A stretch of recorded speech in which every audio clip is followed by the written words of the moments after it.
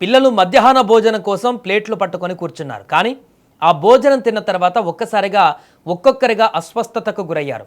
ఉప్పు వేయాల్సిన చోట పొరపాటున డిటర్జెంట్ పౌడర్ వేసిన విషయం తెలుసుకొని అధికారులు షాక్కి గురయ్యారు. దీంతో ఆ భోజనం తిన్న 36 మంది విద్యార్థులకు కళ్ళు తిరగడం, వాంతులు మొదలయ్యాయి. వెంటనే అందరినీ హాస్పిటల్కు తరలించారు. బీహార్లోని నలంద జిల్లాలలో జరిగిన ఈ ఘటన స్థానికంగా తీవ్ర చర్చనీయాంశంగా మారింది. ఇక బీహార్లోని నలంద జిల్లా ఓ ప్రభుత్వ పాఠశాలలో తాజాగా మధ్యాహ్న భోజనం వడ్డించారు.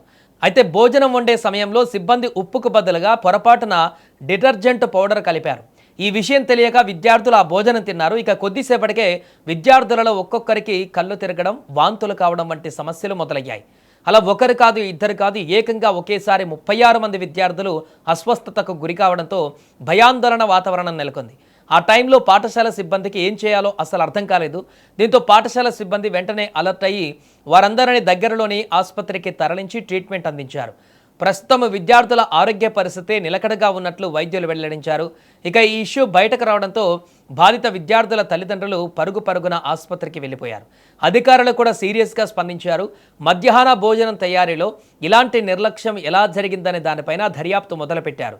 మరోవైపు గ్రామీణాభివృద్ధి శాఖ మంత్రి శ్రవణ్ కుమార్ సైతం ఆసుపత్రిలో చికిత్స పొందుతున్న బాధిత విద్యార్థులను పరామర్శించారు. అనంతరం ఆయన మీడియాతో మాట్లాడుతూ ఈ ఘటనపైన సమగ్ర ఇన్వెస్టిగేషన్ జరిపిస్తామని హామీ ఇచ్చారు.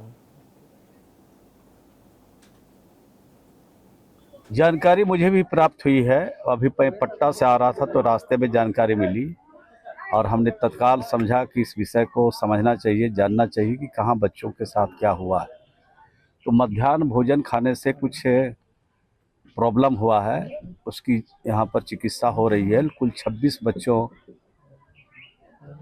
मध्याह्न भोजन खाने से बीमार पड़े हैं।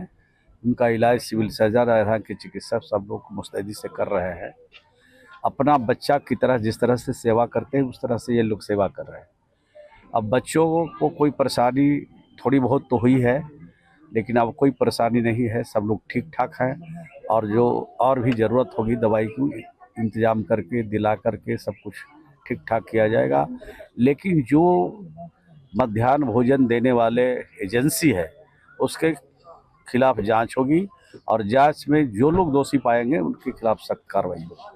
हुआ था जिसके कारण भी जो एजेंसी जो मिड डे मील प्रोवाइड कर रही है वही एजेंसी काफ़ी अनियमितता पाएगी। पहले भी इस बार बचने वाले नहीं हैं। एक साथ 25-26 बच्चे बीमार पड़ रहे हैं, उनका स्वास्थ्य का ख्याल नहीं रखा जा रहा है। तो निश्चित रूप से इस बार वो बचेंगे नहीं, उनके खिलाफ सरकार सख्त कार्रवाई। ఇకపోతే విద్యార్థుల ఆరోగ్య పరిస్థితి ప్రస్తుతం స్టేబుల్గా ఉండడంతో అధికారులు కూడా ఊపిరి పీల్చుకున్నారు. ఈ ఘటనకు కారణమైన నిందితులను కఠినంగా శిక్షించాలంటూ బాధిత విద్యార్థుల తల్లిదండ్రులు డిమాండ్ చేస్తున్నారు. అయితే ఇంతమంది చిన్నారులు అస్వస్థతకు గురయ్యేంతగా డిటర్జెంట్ పౌడర్ భోజనంలో ఎలా కలిసిందనే ప్రశ్న ఇప్పుడు ప్రధానంగా మారింది. పిల్లలకు అందించే మధ్యాహ్న భోజనంలో చిన్నపాటి నిర్లక్ష్యం కూడా ఎంత పెద్ద ప్రమాదానికి దారితీస్తుందో ఈ ఘటన మరొకసారి చూపించింది.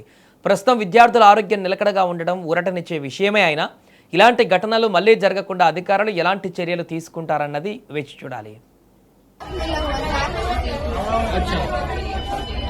क्या मिला था खाने के लिए आज? सोयाबीन का सब्जी चावल। अच्छा, उसके बाद क्या हुआ? हम लोग खाना खा लिए, थोड़ा सा बचा तो खाना अजीब लगने लगा। इसलिए हम लोग को उसमें महसूस हुआ कि मिला हुआ है कुछ।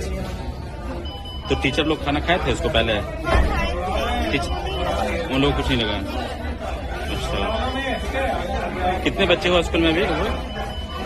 हाँ, 200।